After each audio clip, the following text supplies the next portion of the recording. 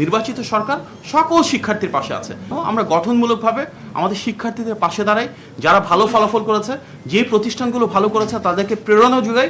যেসব ক্ষেত্রে ঘাটতি আছে আমরা সমন্বিত উদ্যোগের মাধ্যমে তাদেরকে আরও কীভাবে এগিয়ে নেওয়া যায়, যেখানে সমস্যাগুলো রয়েছে সমাধান কিভাবে করা যায়, গুণগত মান কিভাবে উন্নয়ন করা যায়, যেটা আমাদের মাননীয় শিক্ষামন্ত্রী বলেছেন, সেভাবে এগিয়ে যাই।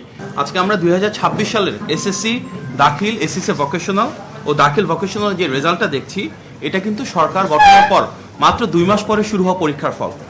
আমরা দেখেছি 21শে এপ্রিল থেকে পরীক্ষাটা শুরু হয়েছিল।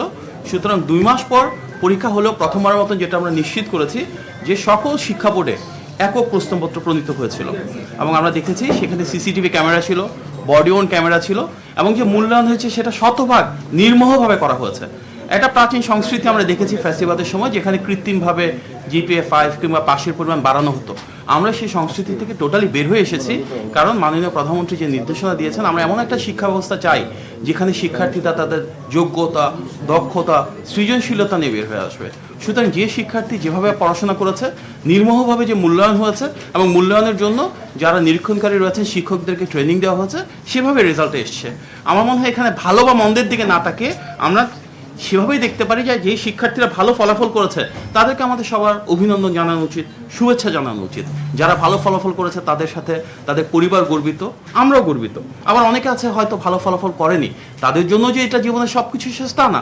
আমরা চাই যারা ভালো ফলাফল করেছে তারা যেমন পরিশ্রমের স্বীকৃতি পেয়েছে, যারা হয়তো তাদের কাঙ্ক্ষিত ফলাফল পায়নি, সরকার একইভাবে একই সাথে তাদের পাশে থাকবে, এবং আমরা নিশ্চিত করতে চাই ভবিষ্যৎ জীবনে যেন তারা সাফল্যের সোপান পেরিয়ে সাফল্যমণ্ডিত হয়ে ওঠে।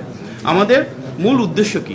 আজকে যে এসএসসি পরীক্ষা হয়েছে, যারা ফলাফল ভালো করুক, খারাপ করুক, প্রত্যাশিত করুক, অপ্রত্যাশিত করুক, আমরা সবাইকে সাথে নিয়ে সামনের দিকে এগিয়ে যাব। এবং আমরা অত্যন্ত আনন্দের সাথে বলতে পারি এবার কিন্তু প্রশ্নপত্র ফাঁসের কোনো ঘটনা ঘটে নাই, এবং খুব সুন্দর পরীক্ষা হয়েছে, সুষ্ঠুভাবে হয়েছে। এই কার্যক্রমে যারা ছিলেন, অর্থাৎ আমাদের শিক্ষক, অভিভাবক, অবশ্যই যে শিক্ষার্থীরা পরীক্ষা অংশগ্রহণ করেছে, শিক্ষা কার্যক্রমে সম্পৃক্ত সবাই, মাঠ প্রশাসন, আইন শৃঙ্খলা বাহিনী, সবাইকে আমরা ধন্যবাদ জানাচ্ছি। দীর্ঘদিন পর একটা নির্বাচিত গণতান্ত্রিক সরকার রাষ্ট্র পরিচালক এসেছে।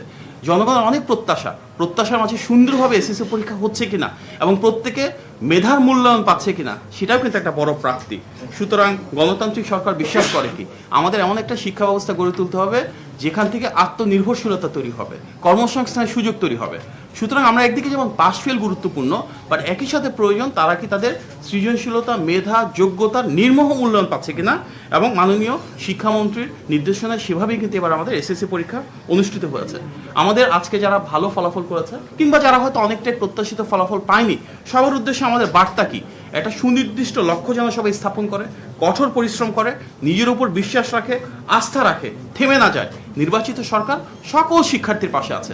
আমরা গণমাধ্যমের প্রিয় সাংবাদিক ভাই বোনদের কাছে আহ্বান জানাবো, আমরা গঠনমূলকভাবে আমাদের শিক্ষার্থীদের পাশে দাঁড়াই, যারা ভালো ফলাফল করেছে, যে প্রতিষ্ঠানগুলো ভালো করেছে তাদেরকে প্রেরণা যোগাই। যেসব ক্ষেত্রে ঘাটতি আছে আমরা সমন্বিত উদ্যোগের মাধ্যমে তাদেরকে আরও কীভাবে এগিয়ে নেওয়া যায়, যেখানে সমস্যাগুলো রয়েছে সমাধান কিভাবে করা যায়, গুণগত মান কিভাবে উন্নয়ন করা যায়, যেটা আমাদের মাননীয় শিক্ষামন্ত্রী বলেছেন, সেভাবে এগিয়ে যাই। আর 180 দিনের যে মূল্যায়নের কথা আমরা বলছি, দেখুন ফ্যাসিবাদের সময় পুরো রাষ্ট্র কাঠামো ভেঙে গিয়েছিল। সবচাইতে বেশি ধ্বংসপ্রাপ্ত যে খাত সেটা শিক্ষা ব্যবস্থা। আমরা তো সেখান থেকে সম্পূর্ণভাবে পরিবর্তন, সংযোজন, বিয়োজন এবং সংস্কার করছি আমাদের একাডেমিক কারিকুলামে। তারপর আমাদের আগামী শিক্ষাবর্ষে হয়তো সব পরিবর্তন একবারে করা সম্ভব হবে না। নতুন আমরা বেশ কিছু কারিকুলাম চেঞ্জ করছি, 4টা নতুন বই আমরা অ্যাড করছি। ইতিপূর্বে আপনারা জানেন, ইতিপূর্বে প্রথমবারের মতো আমরা যে বলি যে বৈষম্যহীন শিক্ষা ব্যবস্থা, সারা বাংলাদেশের তৃণমূল থেকে ঢাকা পর্যন্ত এক প্ল্যাটফর্মে এসে বেশ কিছু কম্পিটিশন করেছি। 22 লক্ষ শিক্ষার্থীর অংশগ্রহণে আমরা ফুটবল টুর্নামেন্ট দেখেছি প্রাথমিক পর্যায়ে। মাধ্যমিক ও উচ্চশিক্ষাতে আমরা দেখেছি innovation grand, start up competition. দেশের সব শিক্ষা প্রতিষ্ঠান অংশগ্রহণ করেছে। একদম ক্লাস 1 থেকে ক্লাস 12 পর্যন্ত সব শিক্ষা প্রতিষ্ঠানে আমরা বৃক্ষরোপণ করেছি। এর পাশাপাশি শিক্ষকদের ট্রেনিং কীভাবে বাড়ানো যায়, সুযোগ সুবিধা কীভাবে বাড়ানো যায়, শিক্ষা কার্যক্রমে কীভাবে আমরা ক্রীড়া সংস্কৃতি সন্নিবেশ করতে পারি, শিক্ষা কার্যক্রমে টেকনোলজিক্যাল ইন্টিগ্রেশন কীভাবে করা যায়, এগুলো নিয়ে মাননীয় শিক্ষামন্ত্রীর নেতৃত্ব এবং নির্দেশনা আমাদের কাজ চলমান রয়েছে।